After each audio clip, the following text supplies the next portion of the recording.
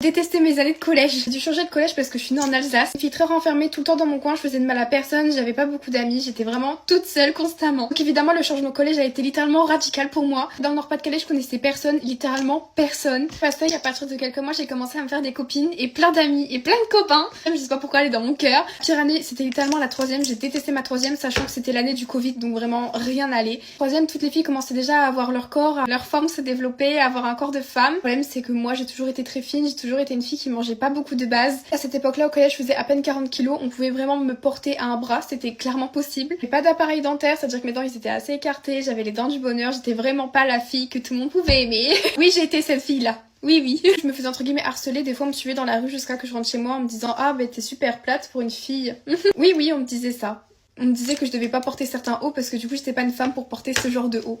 Toute ma vie de ces phrases-là qu'on me disait en face de moi. Donc je pense que j'ai vraiment été traumatisée par ça parce que premier degré, déjà que le collège c'était pas le meilleur des collèges, mais ça, quand j'entendais envers moi, genre c'était hyper traumatisant. Moi j'ai commencé à m'affirmer, c'est-à-dire que après des vacances, je suis revenue au collège et à partir de ce moment-là, j'avais vraiment changé, tout s'était développé chez moi, enfin j'ai vraiment devenu la fille que je voulais devenir.